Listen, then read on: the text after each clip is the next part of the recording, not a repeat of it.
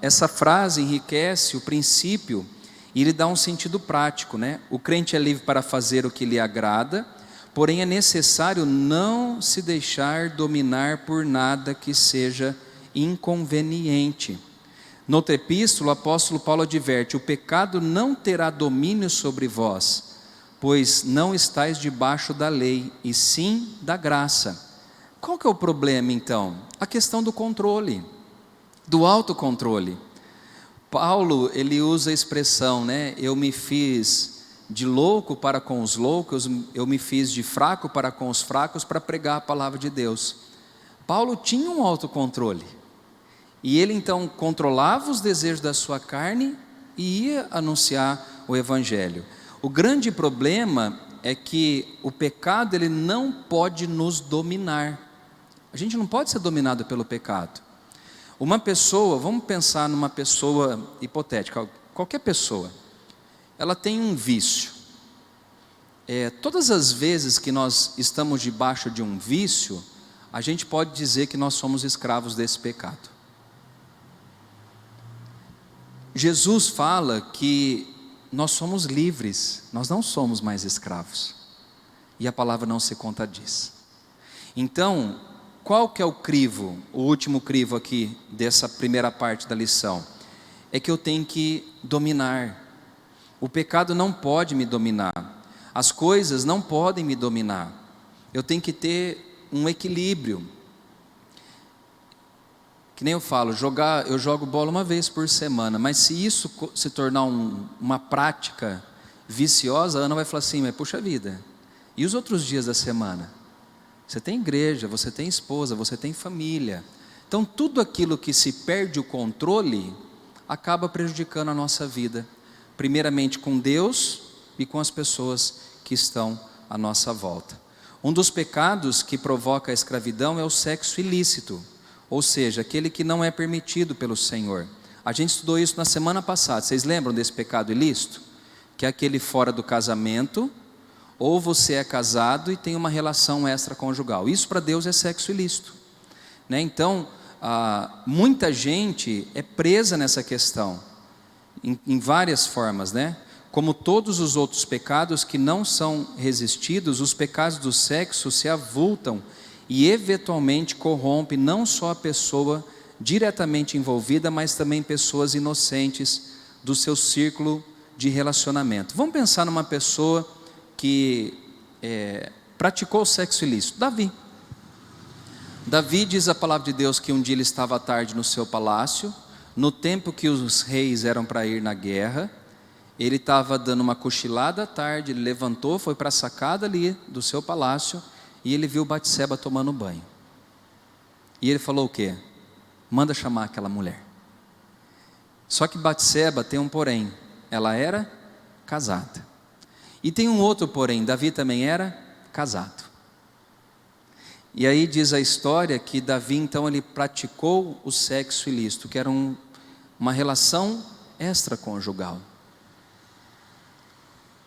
E aí o que aconteceu com a vida de Davi? A gente sabe das consequências que esse pecado trouxe na vida dele, né? Prejudicou ele, prejudicou Batseba, que depois acabou perdendo o marido na frente da batalha, e o primeiro filho do relacionamento desse casal, que era Davi e Batseba, Deus permitiu a morte dele. E veio consequências para a casa de Davi também. Diz que a espada nunca mais se apartou da casa de Davi. Aminon, que era filho dele, deitou com uma irmã dele, Tamar. Absalão, sabendo disso, preparou uma emboscada, fez uma festa e Absalão matou Aminon. Depois passa-se o tempo, Absalão na frente, né, ali do palácio, ele dormiu com as esposas, concubinas do seu pai, Davi. E fala que no final da trajetória dele, Absalão perseguiu Davi também ao ponto de querer matá-lo, até que ele morreu enforcado numa árvore, quando Joabe estava perseguindo a ele para matá-lo, que era comandante de guerra de Davi. Olha, gente, o que um sexo ilícito trouxe de destruição na vida de um homem chamado Davi. Se a gente trouxer para a nossa sociedade, a gente vê quanta destruição que isso causa também. Não só no mundo, mas também no corpo cristão, né? No corpo de Cristo, que somos nós, a igreja dele, tá? Então esse pecado aí que é o sexo ilícito, ele corrompe a pessoa. Lembra de Salomão? Sábado eu preguei para os jovens aqui, e a Bíblia fala que Salomão amou muitas mulheres estrangeiras. Só 1000 mulheres, né? 700 mulheres e 300 concubinas. Em 1 Reis 11 fala que o coração dele já não era todo do Senhor seu Deus. Como rei ele podia fazer muita coisa, mas muita coisa não convinha ele fazer. Ele se envolveu com mulher demais. E pior, com mulher que Deus tinha falado, não se envolva com mulheres estrangeiras. Tudo te é lícito, mas nem tudo lhe convém fazer. Tá? Você tem que ter o autocontrole. Infelizmente, muitos cristãos não exercem o autocontrole e são dominados pelos desejos carnais. Né? A gente tem que parar um pouco para pensar, quem domina a nossa vida? Quem tem dominado a nossa vida? Os seus impulsos carnais estão mais fortes do que os seus impulsos espirituais?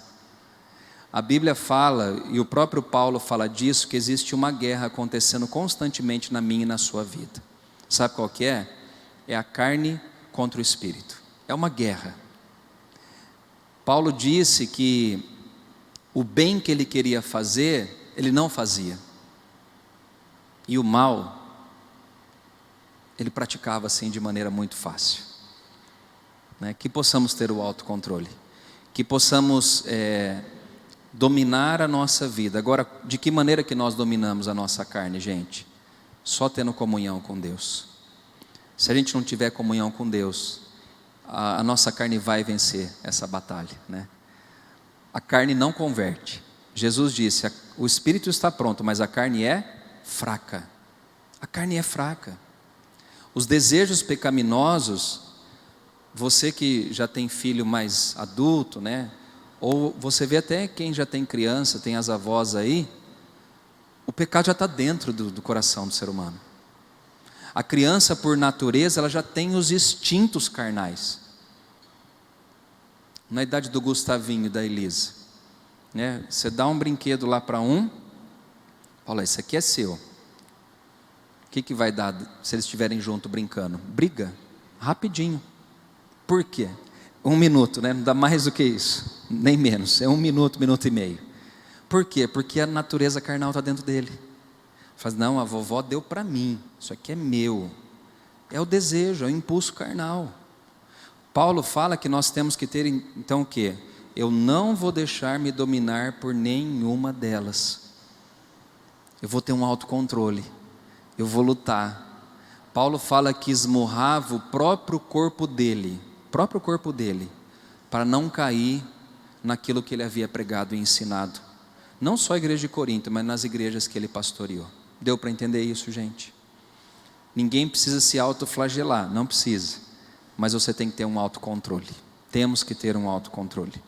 Segundo ponto da mensagem, só tem 2 pontos, né? O ponto 1 e o ponto 2. No primeiro ponto a gente falou do permitido, do conveniente, do autocontrole. No segundo ponto nós vamos falar, o corpo é para o Senhor, né? Então a pergunta é, de quem é o corpo? O corpo é para o Senhor. O pecado sexual não somente prejudica e domina, mas também perverte, principalmente os planos de Deus para o seu povo. O corpo do cristão é para o Senhor, é um membro de Cristo e é templo do Espírito Santo. O corpinho que você tem, querido irmão e querida irmã, e eu também, não é meu. Ele é um templo, ele é uma morada. E de quem? Do Espírito Santo.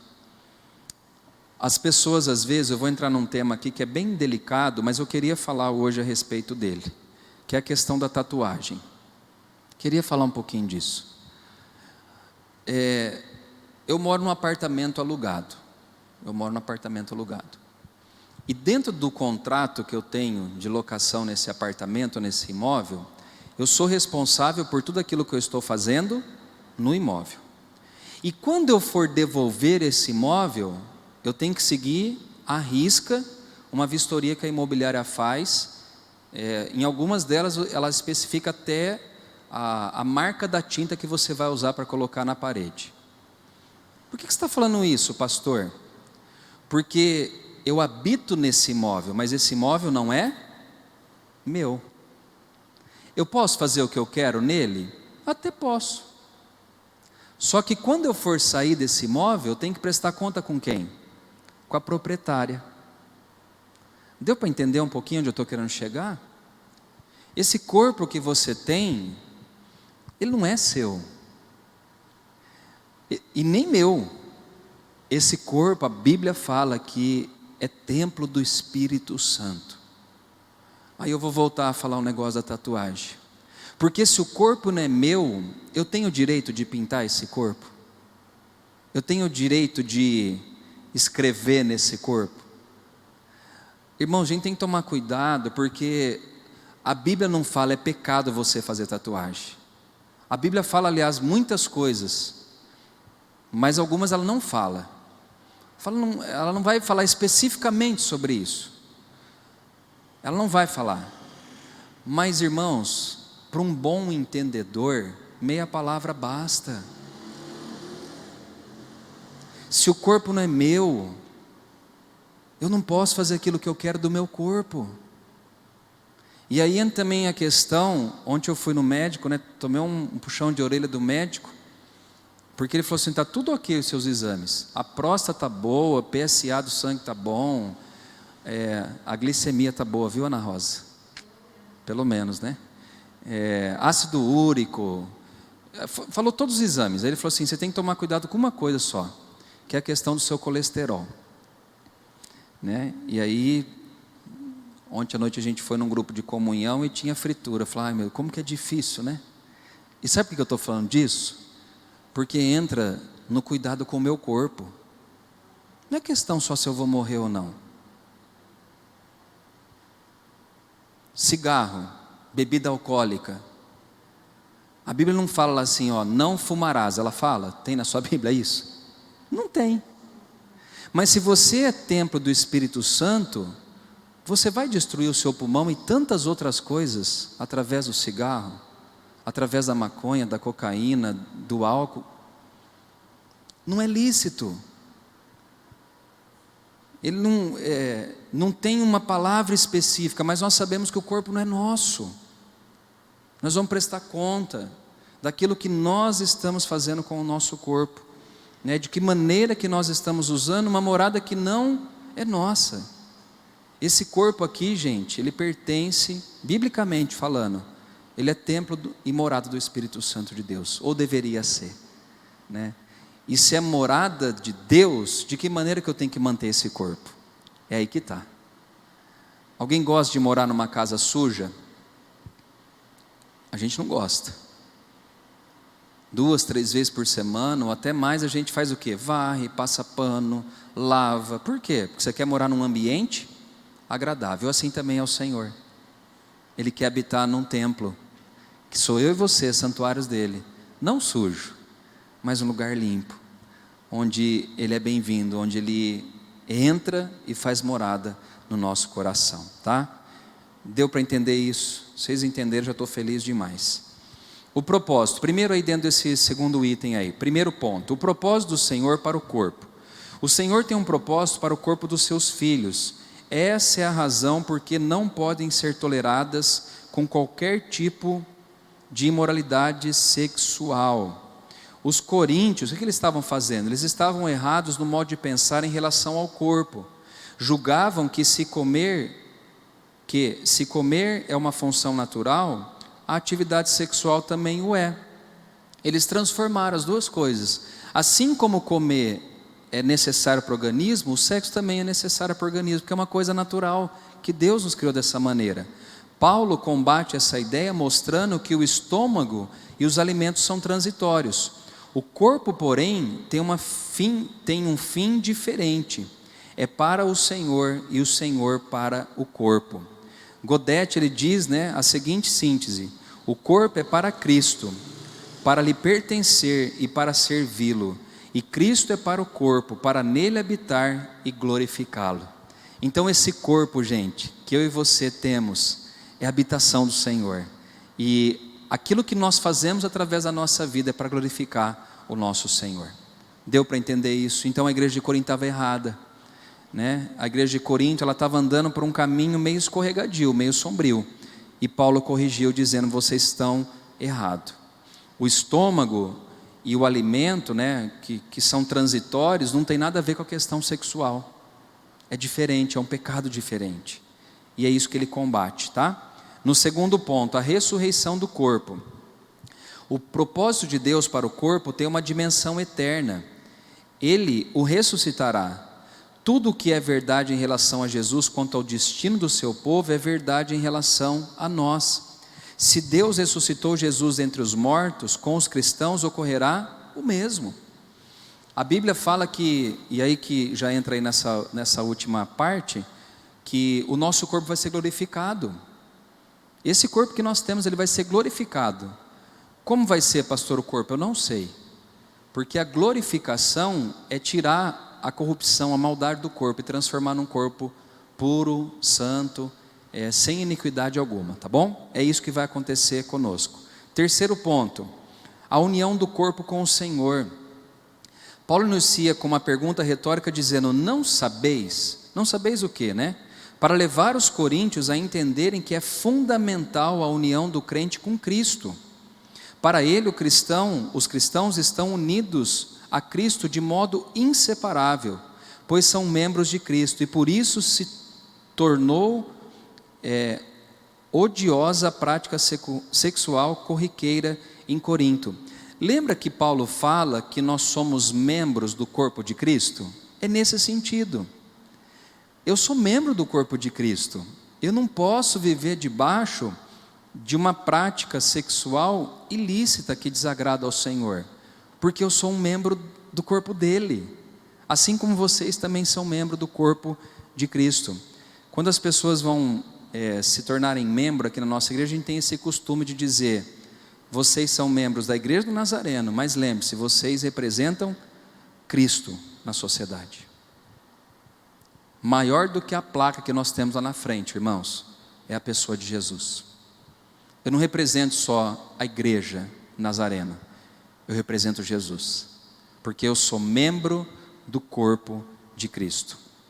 O apóstolo entende que a união sexual é tão íntima que faz de dois corpos um só corpo. É por isso que ele usa a questão da prostituta, né? Vamos ver comigo aí, por favor. 1 Coríntios 6, 16 diz assim, ou não sabeis que o homem que se une a uma prostituta forma um só corpo com ela? Porque, como se diz, serão os dois uma só carne. Sabe o que ele está querendo dizer? Principalmente para a igreja de Corinto, olha, quando vocês têm relações sexuais, porque naquela cidade tinha o templo de Diana, vocês lembram disso? Que era uma prostituta, era uma deusa prostituta. E dentro do templo de Diana havia as orgias. E alguns camaradas da igreja de Corinto frequentavam, vou falar baixinho, esse templo de Diana. E aí sabe o que Paulo fala? Meus camaradas, quando você tem relação sexual com uma outra pessoa, você está tornando uma só carne com ela. Se você está deitando com uma prostituta, logo você está sendo o quê? Não preciso falar. É isso que ele está querendo mostrar. É muito perigoso, né? Quando eu me casei com a Ana, eu tornei uma só carne com ela, a Silvana com o Nani, a Dona Cida com o Theo e assim por diante, a Rita com o Nádio. É uma só pessoa, uma só carne. Então nós temos que tomar cuidado, né?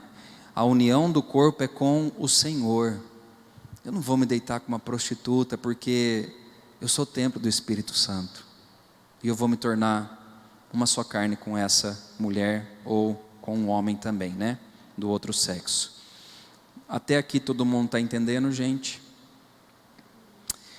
Então por isso, é profanar o corpo o entregar-se ao sexo ilícito em qualquer ou quaisquer das suas formas, sendo antes do casamento ou no casamento com uma relação extraconjugal. Os coríntios não haviam percebido as implicações da sua frouxidão moral. pelo que Paulo os advertiu com base num fundamento teológico que eles já conheciam. Mais do que ter o corpo unido a Cristo, os cristãos têm o Espírito unido a Ele. Nós, porém, temos a mente de Cristo. Paulo já havia dito isso à igreja de Coríntios. Então, que possamos estar atentos a essa questão, né? A questão do sexo ilícito. Lembra que você se uniu com o Senhor, você é um com Ele, e Ele habita dentro de você, tá bom? Vamos para o quarto ponto, só tem mais esses dois, e a gente depois vai orar por nós, por vocês. Em quarto ponto aí, a habitação do corpo pelo Senhor. Em 1 Coríntios 6,19 diz assim: acaso não sabeis que o vosso corpo é santuário do Espírito Santo, que está em vós, o qual tendes da parte de Deus, e que não sois de vós mesmos?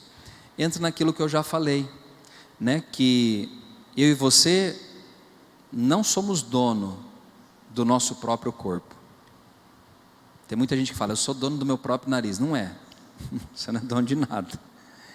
O seu corpo pertence ao Senhor. Você é templo do Espírito Santo. E um dia nós prestaremos conta de que maneira nós usamos esse corpo que Deus nos deu. Um dia nós vamos prestar conta diante dele a respeito disso, tá? O Senhor, pelo seu Espírito, habita em nosso corpo. O nosso corpo não é simples involucro, né? Involucro orgânico de notável composição. Ele é um templo do Espírito Santo. Isso aqui não é só uma matéria, né? Com osso, com carne, com pele, com órgãos. Não. Isso aqui é morada e de alguém muito especial, do Espírito Santo de Deus. Pode trazer aqui. Então o Espírito Santo, obrigado. Ah, tá, obrigado. Obrigadão. Então o Espírito Santo é Ele que habita dentro de nós. É Ele que habita dentro de nós. Então o nosso corpo pertence a Ele. Antes Paulo havia dito que toda a igreja de Deus em Corinto era templo de Deus, como uma advertência à pessoa que o destruísse. Isso está lá em 1 Coríntios 3. Com o uso da mesma metáfora, Paulo lembra aos cristãos que o corpo dos salvos é também consagrado, templo do Espírito Santo, que de Deus já havia recebido, né? Ele já falou isso lá em 1 Coríntios 3 e agora está reforçando, olha, vocês são templos do Espírito Santo, vocês não são qualquer pessoas, vocês são habitação ou habitações de Deus aqui na terra, através do Espírito. Em função disso, toda forma de conduta que não seja apropriada para o templo de Deus deve ser eliminada, pois nada que seja inconveniente no templo de Deus é decente no corpo do Filho de Deus, né? Isso é uma palavra de Morris, teólogo, que disse isso. Então, tudo aquilo que é inconveniente de eu e você praticarmos, deve ser retirado da nossa vida, porque nós somos morada do Espírito Santo de Deus, tá? Quinto ponto, a redenção do corpo. Esse que é o versículo 20, que diz assim: porque fostes comprados por preço, agora pois glorificai a Deus no vosso corpo. Esse foi o argumento final de Paulo para convencer da necessidade da pureza do corpo. Fala que nós, né, e aqui entra no nosso corpo, nós somos comprados por um preço. Quanto custou o meu corpo e o seu corpo? Alguém pode falar? Quanto que custou? Ninguém sabe? A morte de Cristo na cruz. Esse foi o preço. Impagável.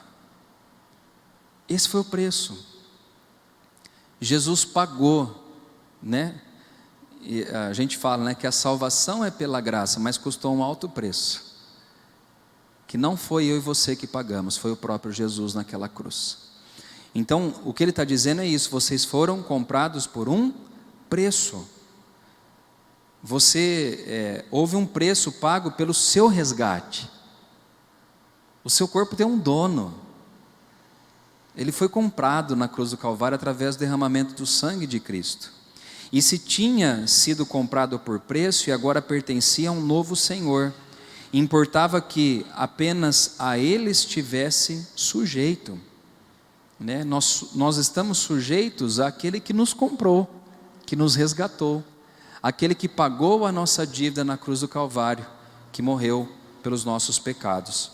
E o novo Senhor, que é o próprio Cristo, né, deseja que todas as faculdades físicas dos seus servos expressem a sua glória. É isso que ele fala, né? Agora, pois, glorificai a Deus no vosso corpo. De que forma que eu glorifico a Deus no meu corpo, gente? O que vocês acham? De que forma que eu glorifico a Deus através do meu corpo? Vivendo de que forma? De forma digna. Percebe que Paulo vem construindo um pensamento. Primeiro ele fala, tudo me é lícito, mas nem tudo me convém, e eu não vou se deixar dominar por todas essas coisas. E ele vai tratando essa questão. Então eu glorifico a Deus quando eu entendo, eu posso fazer isso, mas não vou fazer, porque eu sirvo ao meu Senhor e eu sou morada do Espírito Santo de Deus. Quando eu consigo viver dessa maneira, sabe o que está acontecendo agora? Eu estou glorificando a Deus, porque Ele falou, filho, você está executando exatamente aquilo que eu quero que você faça, porque eu paguei um alto preço por você. Então quando eu e você andamos segundo a vontade de Deus, nós estamos falando, Deus, obrigado, porque o plano deu certo de resgatar a minha vida. Então é muito mais do que leis, é muito mais do que regras, irmãos. É viver sabendo que nós somos dele, nós pertencemos a ele. E é por amor que ele fez isso por mim e por você. Ele pagou um alto preço. E agora nós devemos então glorificar a ele através da nossa maneira de viver, tá? Glorificai a Deus no vosso corpo. É muito mais desafiador e positivo. Compete a nós que revelemos positivamente no uso do nosso corpo a glória e especialmente a santidade do Mestre Celestial que de nós tomou posse. Então eu queria que você prestasse atenção nisso, né? Que eu devo viver de forma digna, para que o meu Senhor seja glorificado. Logo eu não faço o que eu quero, mas eu faço aquilo que o Senhor deseja que eu faça na minha vida, né? Uma das coisas que nós precisamos, e falo por mim isso, né? Parar de dar desculpa. Começar a buscar Deus com firmeza, para que a gente possa viver isso que a gente acabou de falar aqui. Viver de forma digna. Viver de ter um autocontrole na nossa vida. Lembrar, sempre quando nós estamos diante de uma decisão ou de uma atitude para tomar na vida, lembrar que eu e você temos um dono. E de que eu não posso viver de qualquer forma. Tinha um livro que eu acho que é pertinente falar dele aqui essa noite, que diz assim, o que Jesus faria em teu lugar? Se a gente fizesse isso, né, no nosso cotidiano, eu acho que a gente ia viver de forma mais digna diante de Deus, né? Teríamos a santidade, teríamos uma vida pura diante do Senhor. Diante de decisões, a gente faz essa pergunta para nós mesmos: será que Jesus faria isso se Ele estivesse no meu lugar? Na hora de dar uma resposta dura, agressiva, será que Jesus faria isso? Será que Jesus, na hora daquela tensão, Ele destilaria ódio ou amor? Será que Jesus falaria a verdade ou será que Jesus falaria a mentira? Será que Jesus controlaria os seus impulsos carnais ou Ele daria vazão aos seus impulsos carnais? Então nós temos que saber, né? Quem domina a nossa vida? Se nós somos dominados pela nossa carne ou se nós somos dominados pelo Espírito Santo, que é aquele que habita dentro de cada um de nós. Jesus, irmãos, como homem, Ele foi tentado assim como eu e você fomos. Vocês concordam comigo? Ele sofreu todo tipo de tentação. Só que a diferença é que Ele não pecou. Ele não cedeu à tentação. Aí você deve estar perguntando, mas ele tinha desejos igual nós temos? O que vocês acham? Jesus foi 100% homem. Ele tinha. A Bíblia fala que ele chorou. Você já chorou? Jesus chorou quando Lázaro morreu. A Bíblia fala que Jesus teve fome. A Bíblia fala que Jesus teve sede. A Bíblia fala que Jesus, ele sofreu a agonia da morte antes de ser crucificado. No jardim do Getsêmani, a palavra fala que ele suou, transpirou sangue, tamanha agonia que Jesus passou em sua vida. Como homem, irmãos, ele viveu ou passou por aquilo que eu e você passamos na vida. Jesus teve momentos de tentação. Nós já pregamos isso. Eu preguei há uns domingos atrás no culto de manhã aqui sobre a tentação de Cristo. Ele foi tentado no poder, ele foi seduzido pelo diabo, mas ele não pecou. E sabe por que ele não pecou? Porque ele sabia o chamado que Deus Pai havia determinado na vida dele. E Jesus não pecou porque ele não tinha a natureza pecaminosa que nós temos. Ele tinha desejos carnais, mas ele não tinha a semente pecaminosa dentro dele. E ele venceu tudo isso para comprar a mim e a você. Ele pagou um alto preço, preço de alto valor. O sangue dele, a Bíblia fala que era o sangue puro, sangue carmesim, sem impureza alguma. E ele derramou por mim e por você naquela cruz. Então que eu e você, a partir desse texto aqui, dessa lição, que eu acho que é uma das mais fundamentais na primeira carta de Paulo à igreja de Corinto, que eu e você possamos saber dominar a nossa carne, que possamos dominar os nossos desejos, para que possamos glorificar a Deus através da nossa vida, tá? Pedro colocou aqui a questão da santidade, que na verdade é isso, é entender que nós temos um dono, então eu busco a viver em santidade. Alguém aqui da igreja tem alguma pergunta? A Sheila teve, vamos ver aqui então. A Sheila perguntou: pastor, e quem já fez a tatuagem sem ter o entendimento? Sem problema algum. Quando a gente faz sem o entendimento, é diferente de quando nós fazemos com entendimento, A Bíblia fala que Deus não leva em conta o nosso tempo quando a gente era ignorante, no sentido de falta de entendimento, a gente não sabia. Então quando a gente não sabe e faz, é uma coisa. Agora quando você sabe e faz, aí é um pouquinho diferente, Então aí seremos julgados de acordo com aquilo que nós sabemos, aquilo que nós fazemos, tá? Respondi aqui a Sheila. Vamos orar então. O Nádio pede oração pela mãe dele, pela família. A Ana Paula pede oração pela saúde do Miguel. Ele já saiu da internação, graças a Deus. E nós queremos continuar orando pela Rita, esposa do senhor Eurípides, pelo Danilo, irmão da Sheila. Quem mais que vocês lembram aí? Dona Guilhermina, a Sara. Vamos ficar em pé. Nós temos hoje aqui a Zinha, que é Eurípedas, é isso? Deus abençoe, viu? Vocês são bem-vindos. E o Júlio, Deus abençoe, viu? Sejam bem-vindos aí na nossa igreja. A hora que vocês chegaram eu tinha começado, mas estou fazendo agora a honra da casa. Volte sempre, tá bom? Vocês são bem-vindos aqui no nosso meio. Vamos ficar em pé. Nós vamos orar para encerrar o tempo aqui de estudo. Espero que Deus tenha falado ao seu coração, vocês que nos visitam, aqueles que estão em casa também participando do nosso culto. Nós vamos estar orando por nossas vidas aqui essa noite. Paizinho, obrigado pela oportunidade que o Senhor nos concedeu de estarmos aqui hoje, debruçados na Tua Palavra. Como é bom, ó Deus, poder estudar, como é bom poder aprender, como é bom poder saber a Tua vontade para as nossas vidas. Nessa noite nós estamos aqui diante dessa palavra desafiadora, Senhor.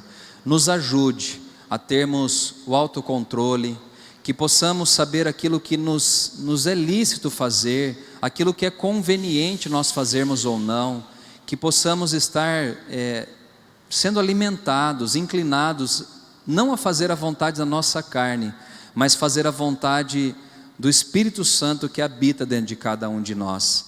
Senhor, que o Senhor nos dê também graça para que possamos cuidar do corpo que o Senhor nos deu, que possamos tomar as decisões certas na nossa vida, sempre fundamentada na Tua palavra, no Teu amor e na comunhão com o Senhor, Pai.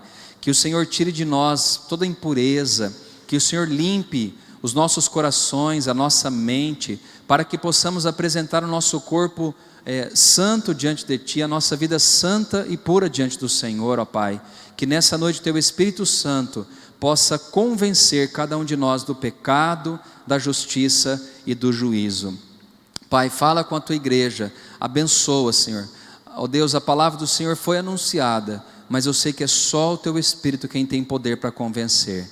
Ó Deus, abençoe também os enfermos no nosso meio, as pessoas que foram aqui colocadas, o Danilo, o Miguel, a Rita, a Sara, tantos outros, Pai, que precisam de um toque do Senhor, pessoas que estão passando por tratamento, como o Senhor Roberto, a Rita também. Abençoa, Jesus, que o Senhor manifeste poder de cura sobre cada uma dessas pessoas e cada uma dessas vidas, Pai.